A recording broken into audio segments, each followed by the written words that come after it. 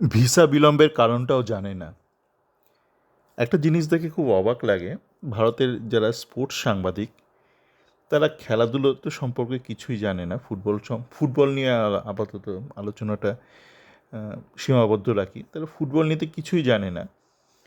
তারা সামান্য একটা বিষয় নিয়েও দেখছি গোটা দিন ধরে উল্টোপাল্টা কথা বলে যাচ্ছে পাবলিককে। তো আমি আমার চ্যাট ফোরামে সকালে এটা লিখেছি এবং এটা আমি 1 বছর আগেও লিখেছিলাম। আর প্রত্যেক বছর আমি জানি না, মানে মানুষের এখন এমন অবস্থা হয়েছে না, টুকেও পাস করতে পারবে না। এই যারা সাংবাদিক, এদেরকে ওই কোশ্চেনপত্র দিয়ে দিলেও না, মানে ভূগোলের দিন ইতিহাস চোতা নিয়ে চলে যাবে, এমন তাদের এখন অবস্থা। এই যে কেন বিদেশিদের, ইস্ট বেঙ্গল বা মোহনবাগানের বিদেশিদের ভিসা নিয়ে বিলম্ব হচ্ছে, নাম প্রকাশে বিলম্ব হচ্ছে, সেটা নিয়ে যে যা পারছে বলে যাচ্ছে, কি না কি এখনও আইএসএল এর ক্ল্যারিটি এইসব নিয়ে বলে যাচ্ছে না। এগুলো কারণ নয়। কারণটা 1 বছর আগেও যেটা ছিল, এখনও সেই কারণটা। সেটা হচ্ছে আইএসএলের মতন টুর্নামেন্ট, আইএসএল আইপিএল, যেখানে প্রচুর মানে অর্থের, মানে ডলারের প্রয়োজন পড়ে, বিদেশি মুদ্রার। সেই সব ক্ষেত্রে যারা বিদেশি খেলোয়াড় আসে তাদের জন্য একটা বিশেষ একটা ভিসা রয়েছে, বিজনেস ভিসা। স্পোর্টস বা কমার্শিয়াল স্পোর্টসের জন্য একটা ভিসা রয়েছে। তো এই ভিসা নিয়ে আমি 1 বছর আগে পড়াশোনা করেছিলাম, কিছু ট্যাক্স ফ্যাক্সের ব্যাপার স্যাপার আছে, কিন্তু মোদ্দা কথা হলো যে এত টাকা দিয়ে তো আনা হয় আইপিএল আইএসএলের মতন টুর্নামেন্টে, মানে বিদেশিদের প্রচুর বিদেশি মুদ্রা লাগে। তো তার জন্য একটা স্পেশাল একটা অনুমতি লাগে এবং আরও কিছু কিছু বেনিফিট পায়। আমি ভুলে গেছি বেনিফিটগুলো কি, আপনারা যদি দেখতে চান তো একটু সার্চ করে নেবেন।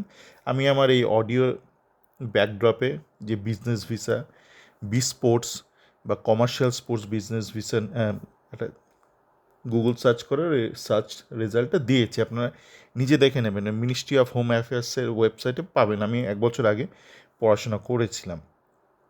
তো সেইটা, এই ভিসাটা এই মানে প্রত্যেক বছর আইএসএলের আগে বা আইপিএলের আগে অল ইন্ডিয়া ফুটবল ফেডারেশনকে একটা চিঠি জোগাড় করতে হয় গভর্নমেন্ট অফ ইন্ডিয়ার থেকে। কোন ডিপার্টমেন্ট ভুলে গেছি, মিনিস্ট্রি অফ এক্সটার্নাল অ্যাফেয়ার্স না হোম অ্যাফেয়ার্স, কিছু একটা হবে, হোম অ্যাফেয়ার্স বোধ হয়। সেই চিঠিটা দিতে হয় প্রত্যেকটা ক্লাবকে। তারপর ক্লাবরা যখন ভিসা অ্যাপ্লাই করে, তখন অ্যাপ্লিকেশনের সাথে সাথে ওই চিঠিটা দিয়ে দেয়।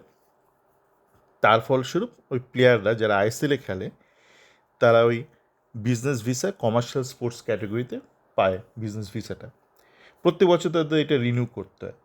এবার আপনি তাহলে বলতে পারেন যে মানে আই লিগের ক্লাবরা আনে বা অন্য যারা বিভিন্ন টুর্নামেন্টে খেলে বিদেশিরা, সেটা না, সেটা অন্য ক্যাটাগরিতে, সেটা স্পোর্টস ভিসা অ্যামেচার বা নন কমার্শিয়াল স্পোর্টস ক্যাটাগরিতে তারা আসে। সেটা আগেও ছিল এই ভিসা ক্যাটাগরিটা, কিন্তু এই জবে থেকে এই আইএসএল শুরু হয়েছে বা আইপিএল, এই জাতীয় টুর্নামেন্ট যেখানে প্রচুর অর্থের বিনিময়ে বিদেশিরা আসে, যেখানে ভারত সরকারের ভান্ডার থেকে অনেক অর্থ বেরিয়ে যায় বিদেশি মুদ্রা, সেখানে কমার্শিয়াল স্পোর্টস বিজনেস ভিসার ব্যাপারটা রয়েছে।